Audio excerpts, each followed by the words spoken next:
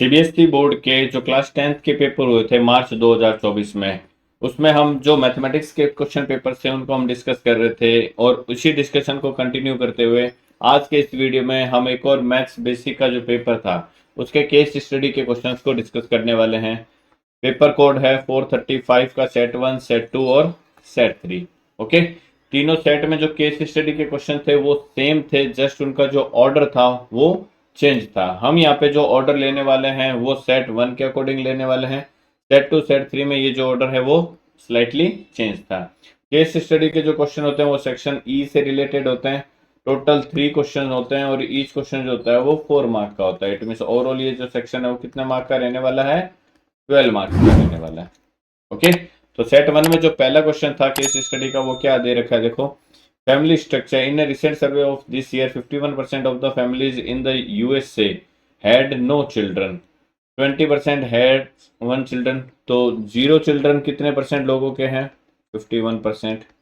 1 children कितने लोगों के हैं, 20% हैड 1, तो 20% 1। ओके, 19% हैड 2 चिल्ड्रन, तो 2 चिल्ड्रन कितने के हैं, 19% लोगों के। सिमिलरली 7% हैड 3 चिल्ड्रन, तो 3 चिल्ड्रन जो है वो कितने लोगों के हैं, 7% के। एंड 3% हैड 4 और मोर चिल्ड्रन, मीन्स 4 या 4 प्लस जो है वो कितना के हैं, 3% के।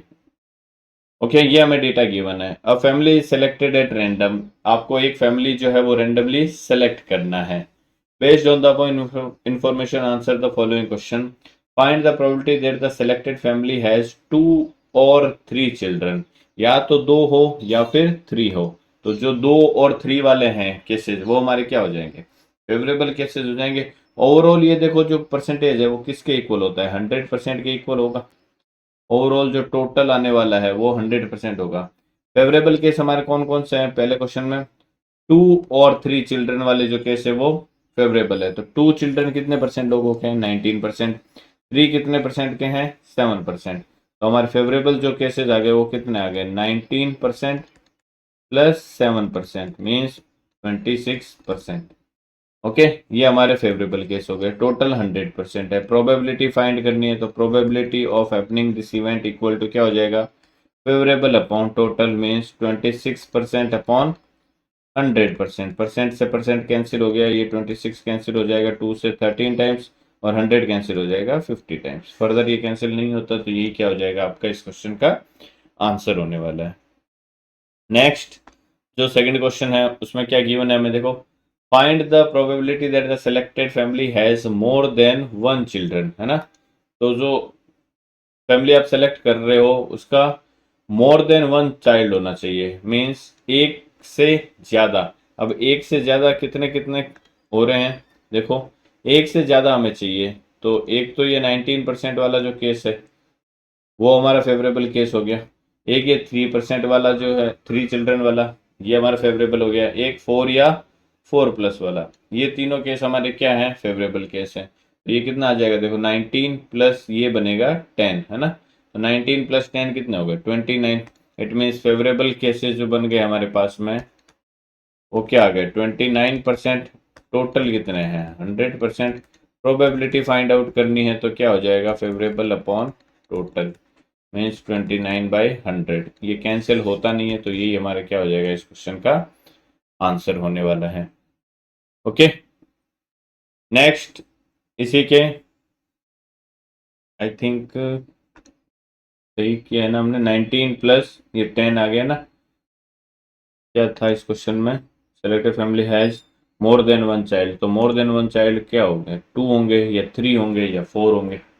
ओके, मीन्स ये 29 जो है वही क्या हो गए, हमारे फेवरेबल केसेस हो गए।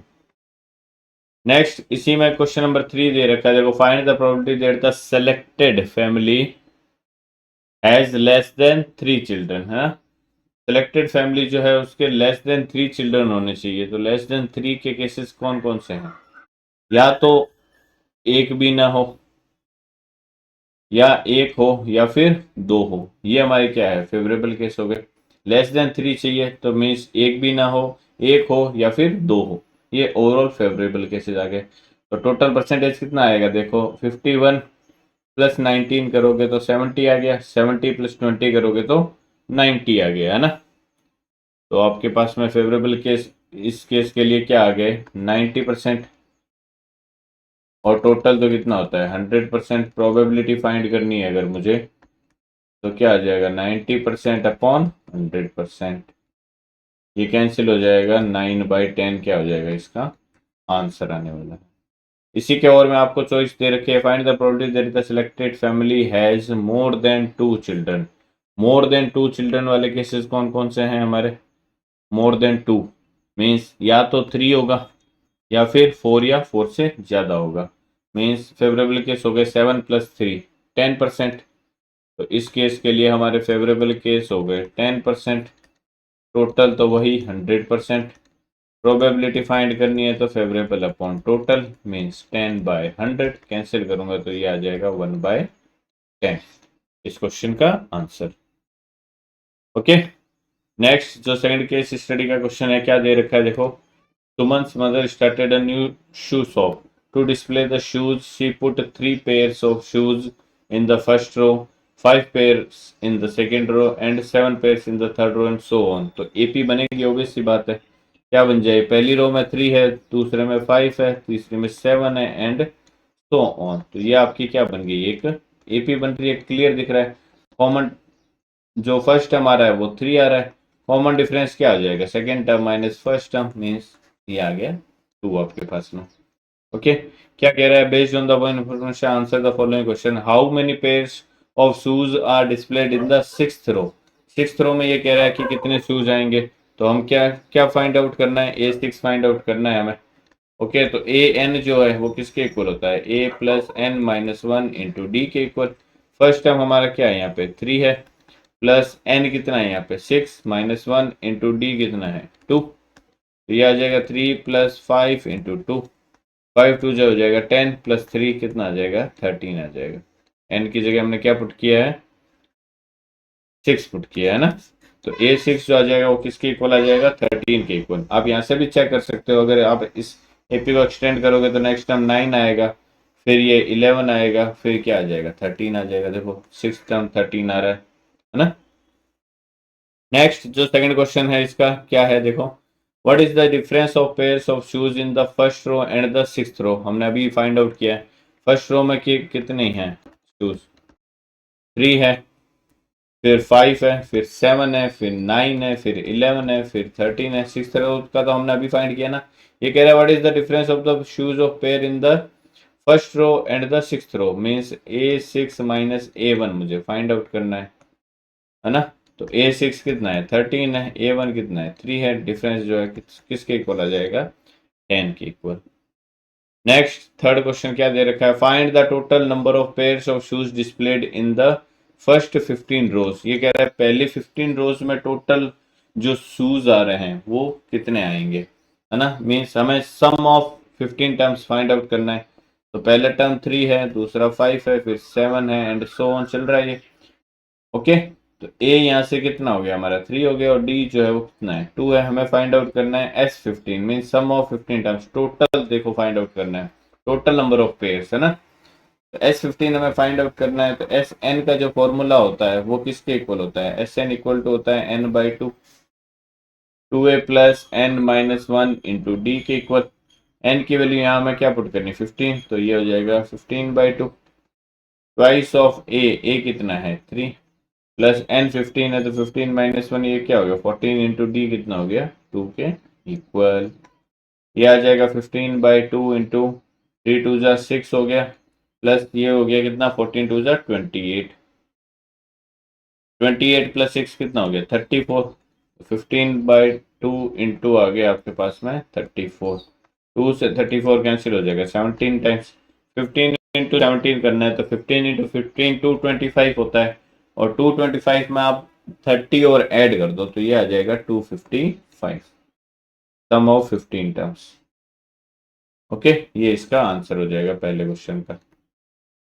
इसी के और में दे रखा है, if the pairs of shoes displayed in the 4th row are on sale at price of 500 rupees for each pair, then find the total amount money earned by Suman's mother if all shoes displayed in the 4th row are sold out. तो fourth row में total number of shoes कितने हैं आपके पास में? 9 है, यहाँ पे clear दिख रहा है मुझे, है ना। तो A4 जो है वो किसके इक्वल है?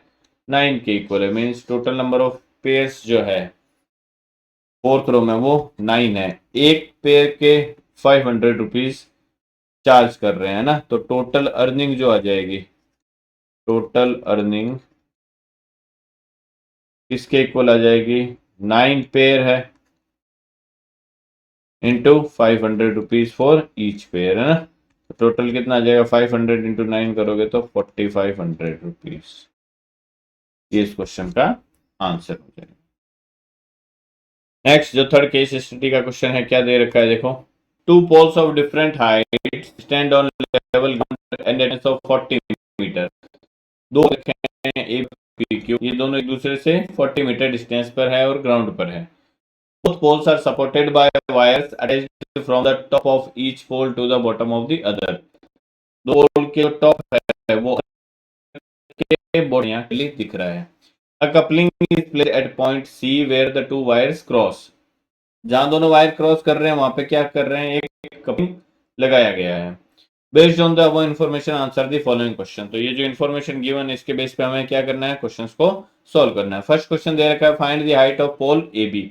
आपको इस ए बी पोल की हाइट फाइंड आउट करनी है। तो ए बी पोल जो है वो कौन से ट्राइंगल से एसोसिएटेड है? ट्राइंगल ए पी बी से। ए पे क्या बन रहा है देखो? 90 डिग्री बन रहा है, तो ये राइट एंगल ट्राइंगल हो गया। ओके, तो इस राइट एंगल ट्राइंगल में मैं ट्रिग्नोमेट्री रेशियो को यूज ले लूंगा। In triangle A P B हमें चाहिए ए बी, तो ये एंगल थीटा बन रहा है। तो थीटा के अपोजिट जो होता है साइड, वो क्या होता है? परपेंडिकुलर। मीन्स हमें परपेंडिकुलर चाहिए और हमारे पास में बेस है। तो परपेंडिकुलर और बेस कौन से ट्रिग्नोमेट्री रेशियो में यूज होगा? 10 में। तो ये हमारे पास में आ गया 10 थीटा। थीटा कितना दे रखा है यहाँ पे? 30 डिग्री। तो 10 30 इक्वल हो जाएगा किसके? Perpendicular. Means A B upon base means A P के। 10 30 होता है 1/√3 is equal to A B हमें फाइंड आउट करना है। ए पी की वैल्यू हमें दे रखी है 40। क्रॉस मल्टीप्लाई करूंगा यहाँ से, ए बी इक्वल टू क्या आ जाएगा? 40/√3। अब डिनोमिनेटर में इरेशनल टर्म आ रहा है तो इसको हम क्या करेंगे? रेशनलाइज करेंगे, बिकॉज डिनोमिनेटर में इरेशनल टर्म को नहीं छोड़ना होता। तो मैंने क्या किया? √3 से मल्टीप्लाई कर दिया, √3 से डिवाइड कर दिया। अब न्यूमरेटर मल्टीप्लाई होंगे तो 40/√3 आ जाएगा। डिनोमिनेटर मल्टीप्लाई होंगे तो √3 इंटू √3 क्या हो जाएगा? 3 आ जाएगा। और ये किस में आएगा? मीटर में। तो यही हमारा क्या हो जाएगा? इस क्वेश्चन का आंसर हो जाएगा।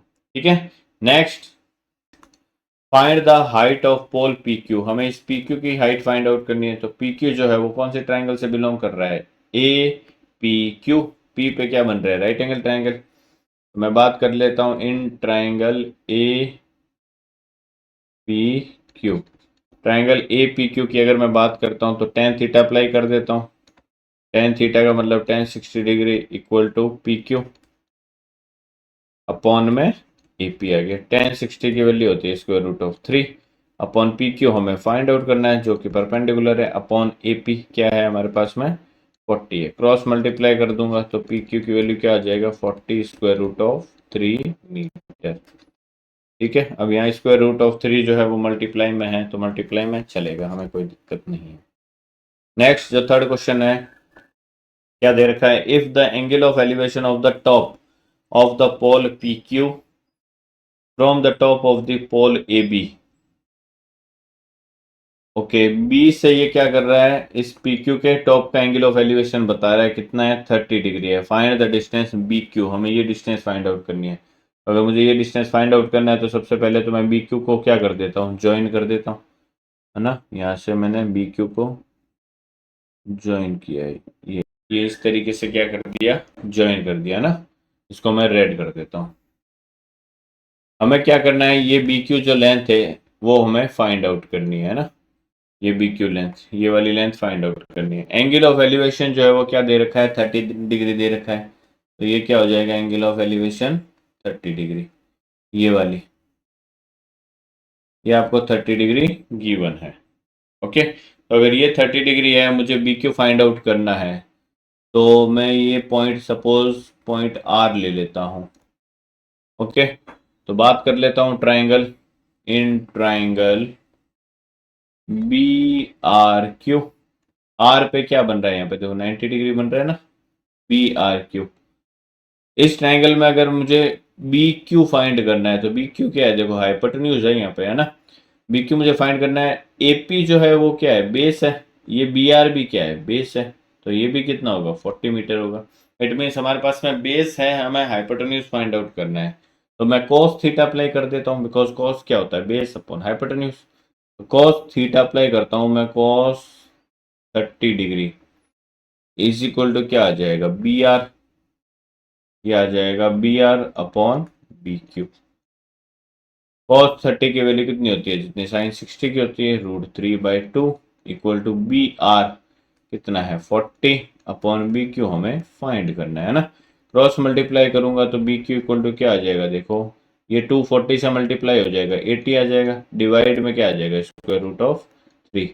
अब इसका क्या कर देंगे हम, रेशनलाइजेशन कर देंगे, √3 से मल्टीप्लाई डिवाइड कर देंगे। हमारे पास में अल्टीमेटली बी क्यू क्या आ गया, 80 √3 अपॉन √3 इंटू √3 कितना हो जाएगा 3 मीटर। ये इस क्वेश्चन का क्या हो गया, हमारा आंसर हो गया। ओके, इसी के और में हमें क्या दे रखा है, if the coupling is at a height of 20 metre from the ground. ये जो कपलिंग है ये यहाँ पे, ये ग्राउंड से कितनी हाइट पे है, ये वाली हाइट आपको गिवन है, कितनी है 20 मीटर, है ना।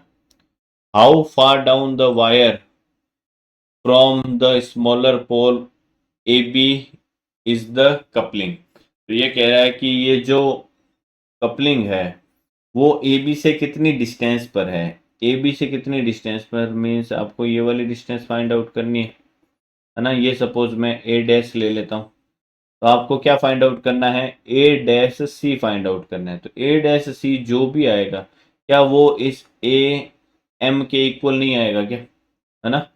ए डैश सी जो होगा वो इक्वल होगा किसके, ए एम के, और वही हमें क्या करना है, फाइंड करना है यहाँ पे।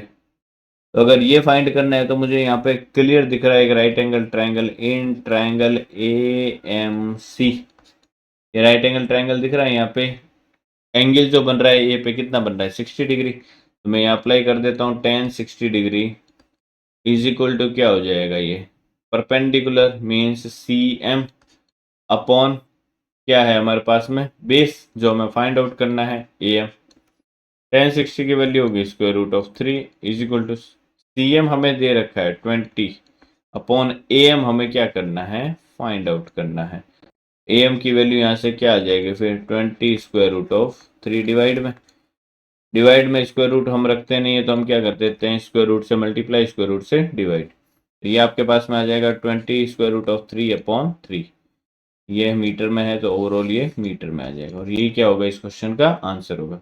जो ए एम की वैल्यू आएगी वही क्या आएगी, ए डैश सी की वैल्यू आएगी। तो ये क्या हो जाएगा, ए डैश सी हो जाएगा।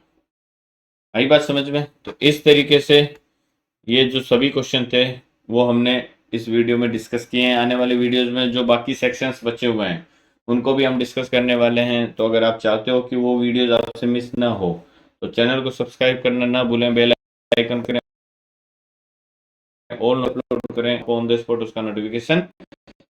इस वीडियो से इतना ही, मिलते हैं हमारे नेक्स्ट वीडियो में। Till then bye bye and take care.